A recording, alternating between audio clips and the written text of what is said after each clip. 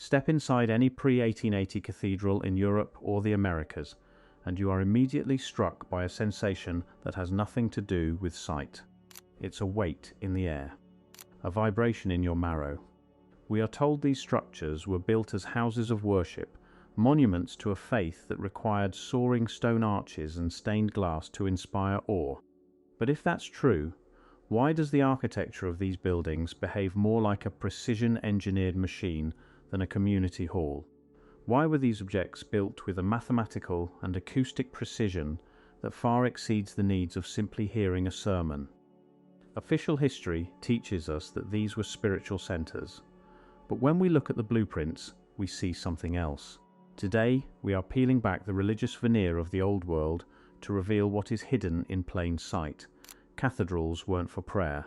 They were massive, atmospheric healing centers using harmonic frequency, and religion was simply the cover story used to explain away their existence after the technology was silenced and the Great Reset of the 19th century was implemented.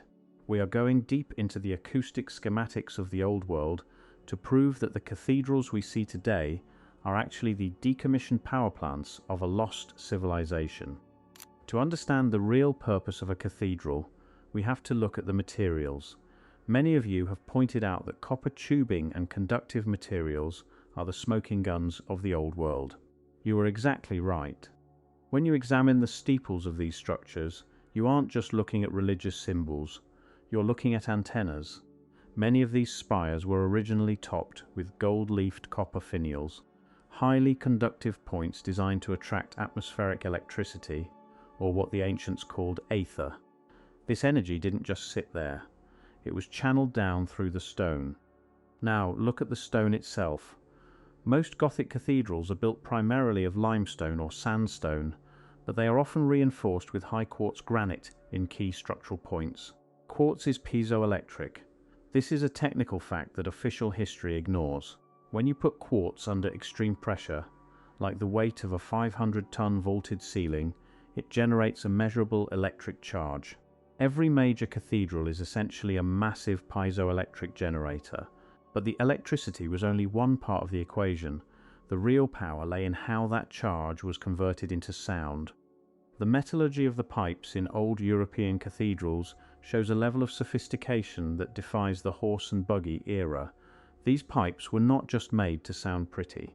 They were crafted from specific alloys of zinc, lead, and tin in precise ratios that allowed for maximum acoustic conductivity. The air forced through these conductive pipes wasn't meant to be heard as a melody, but felt as a resonance. By vibrating the air at specific mathematical intervals, the entire stone structure became a resonator. The vaulted ceilings? Those aren't just for aesthetics. They are designed to create standing waves. A standing wave is a phenomenon where sound waves bounce off the curved stone in such a way that they don't dissipate. They amplify and stay locked in the space. This created a focused electromagnetic field generated by the vibration of the stone and the conductive pipes. This is why organs are always placed in specific lofts. They are the control panels for the building's frequency output. Your body, which is approximately 70% water, acts as a receiver for these frequencies. When the building sings, your cells respond. Perhaps the most obvious secret hiding in plain sight is the rose window. Art historians tell us these are stained glass masterpieces depicting saints. But if you strip away the glass and look at the tracery, the stone framework, you see something incredible. If you compare the geometry of these windows to cymatic patterns, the visual patterns created by sound vibrations in water or sand, the match is 1-to-1. Every rose window represents a specific frequency. These windows acted as acoustic lenses. When the organ hit the resonance of the building, the rose window would pulse that frequency outward. It was the transformation of energy. The stained glass wasn't for looking at, it was for filtering light into specific spectral frequencies that matched the acoustic resonance. It was a total body immersion system. The colors used, deep reds, cobalts, and golds, correlate to specific wavelengths that, when combined with the right sound frequency, create a state of high coherence in the human brain. They were literally tuning the human consciousness to a higher state of existence.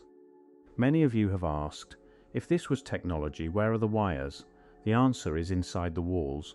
We find hollow conduits running through the stone pillars of many European cathedrals that have no modern architectural purpose. They are too narrow for maintenance and lead directly from the organ lofts to the foundations. One of you noted that if you brought a metal detector to these buildings, you'd pick up the conduit. These buildings were wired for sound, not for the ears, but for the soul. These channels likely carried compressed air or water, providing the steady pressure needed for the acoustic systems to run continuously.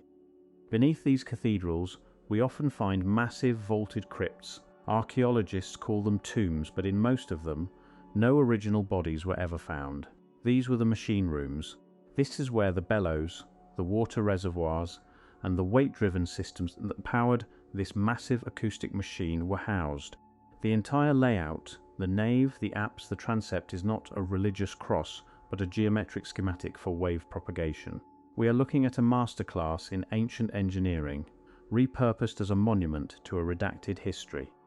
The transition from an era of harmonic healing to one of silent control began with what we call the Great Retuning. To understand why these systems no longer function today, we must look at a specific window in time, the late 19th century. Between 1880 and 1910, a coordinated global effort took place to standardize the way the world vibrates. Before this period, there was no universal pitch. Instruments and cathedrals were tuned to local standards, most of which centered around a natural frequency of 432 Hz. Scientific analysis of 432 Hz reveals it is mathematically consistent with the patterns of the universe. It is a frequency that resonates with the golden ratio, the Fibonacci sequence, and the human heartbeat. When the old world cathedrals were singeing at 432 Hz, they were in total alignment with the biological rhythm of the people inside them. But in 1885, at a conference in London, and later reinforced by global institutions, a new standard was pushed, 440 Hz. To the untrained ear, the difference is negligible, but to the human nervous system it is a declaration of war. 440 Hz is a discordant frequency. It does not occur in nature. It creates a subtle, perpetual state of internal friction and anxiety. By mandating this change, the global controllers effectively jammed the signal of every cathedral on the planet. They didn't have to tear the buildings down. They just had to change the tuning of the software running inside the stone hardware. This was the final step in the dismantling of the Tartarian energy grid. By shifting the frequency, they turned centers of biological liberation into centers of psychological suppression. This is the dark reason. If the population is kept in a state of high-frequency discordance, they are easier to manage, more prone to illness, and more dependent on external systems of salvation and medicine. But they didn't stop at retuning the organs. They had to physically decommission the hardware. Look at the history of bells during this period. Thousands of massive ornate bells were removed from cathedrals under the guise of modernization or melting them down for war efforts. These bells were not just for signaling the time. They were the resonators that coupled the building's vibration with the atmosphere. When you strike a bell made of the specific Tartarian bell metal alloys, it creates a long-lasting, pure-tone vibration that travels for miles. In the old world, a network of cathedrals ringing their bells in unison would create a literal frequency blanket over a city, keeping the atmospheric charge stable and the population's health in check. When they took the bells, they took the broadcasting capability of the system.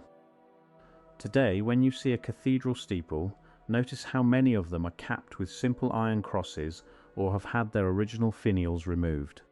These were the grounding points. By removing the conductive gold and copper and replacing them with non-functional symbols, they broke the circuit. The atmospheric energy can no longer flow through the quartz-laden stone. The machine is off.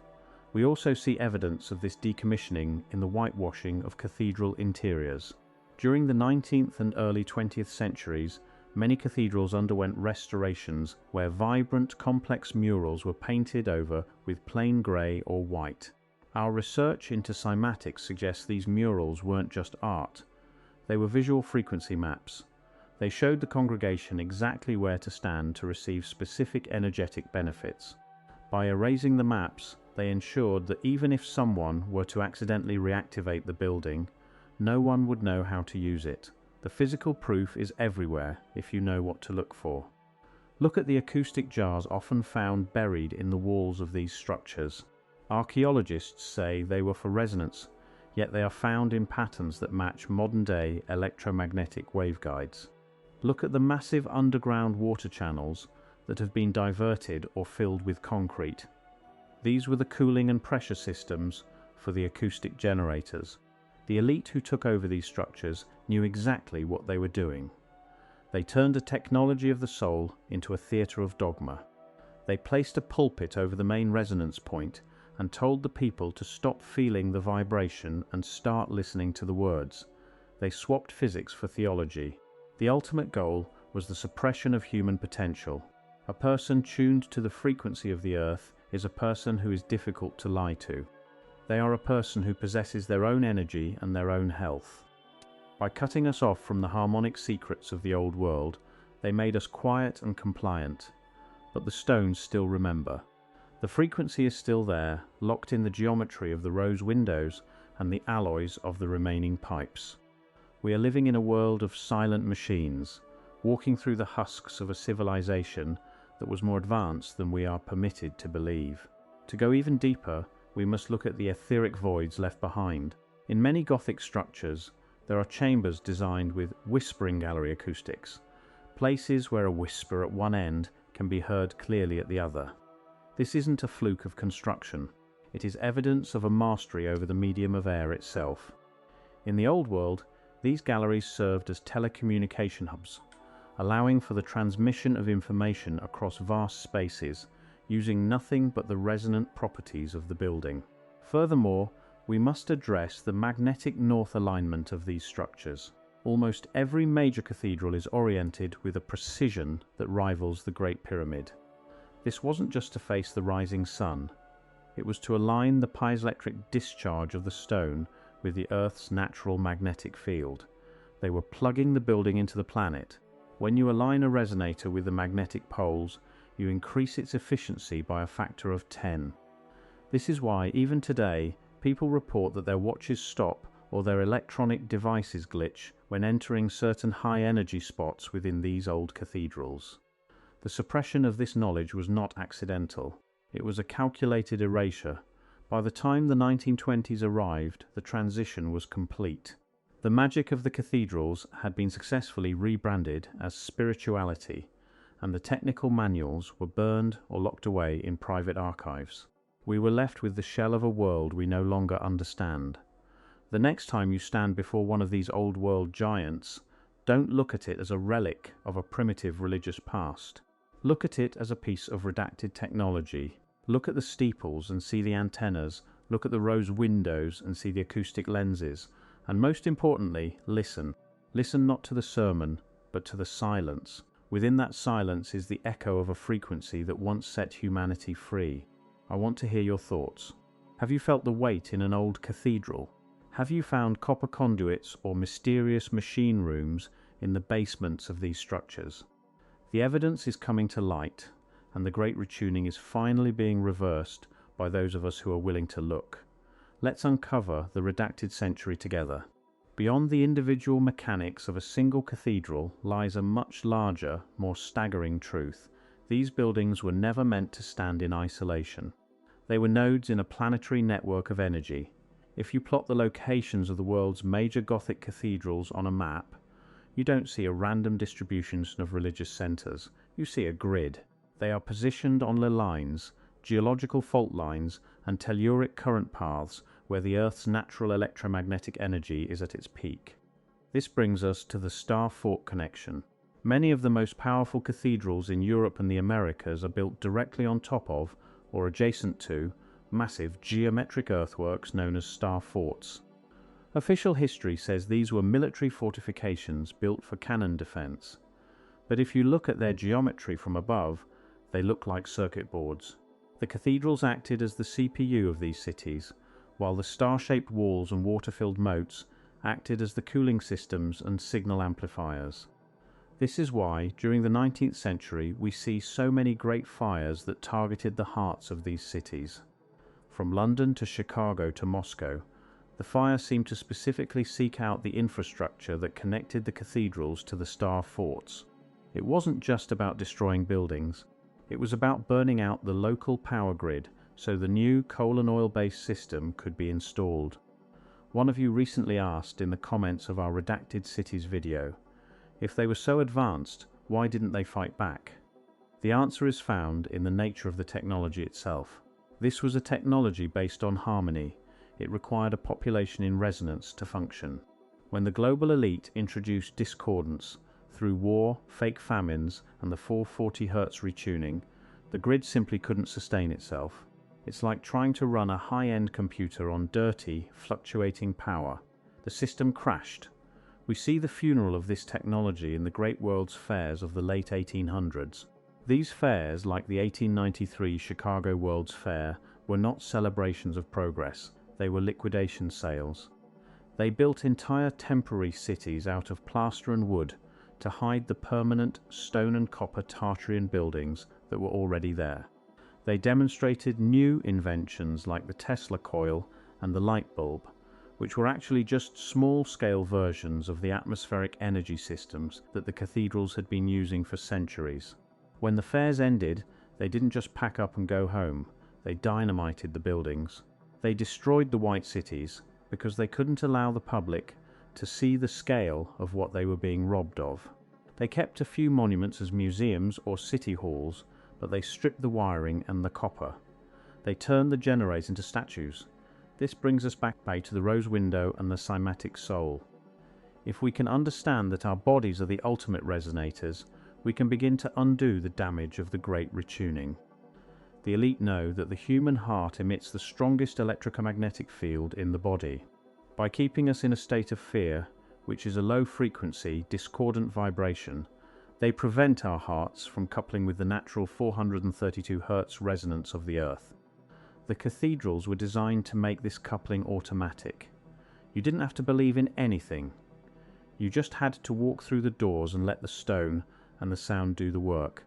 They were bioresonance chambers. Today we are told that meditation or sound baths are New Age concepts, but they are actually the desperate attempts of our DNA to remember the environment of the old world.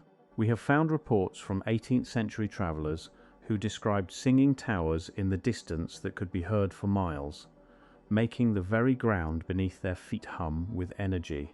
This wasn't imagination, this was the sound of a planet in tune. The suppression of this technology is the greatest heist in human history. They didn't just steal our gold or our land. They stole our frequency. They took a world where health was free and energy was as common as the air we breathe, and they replaced it with a world of subscriptions, medications, and scarcity. But the evidence is too massive to hide forever. The copper conduits are still in the walls. The quartz is still in the granite. The rose windows are still pulsing with the geometry of the universe. Every time you share this research, every time you look at a historical building and see a machine instead of a monument, you are reclaiming a piece of that lost resonance. The dark reason for the cover-up is failing because the frequency is rising. People are waking up to the fact that their faith was a placeholder for physics. We are moving from the age of dogma back into the age of resonance. I've seen your comments about the ringing in your ears or the vibrations you feel when visiting these sites. You aren't crazy.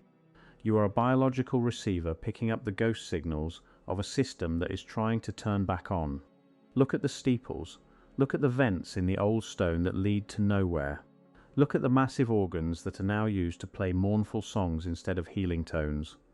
The truth is carved in stone, and it is louder than any sermon. Thank you for being part of this investigation. Together, we are retuning the world. Keep your eyes on the steeples and your hearts on the frequency. This is Tartarian Chronicles, and we are just getting started.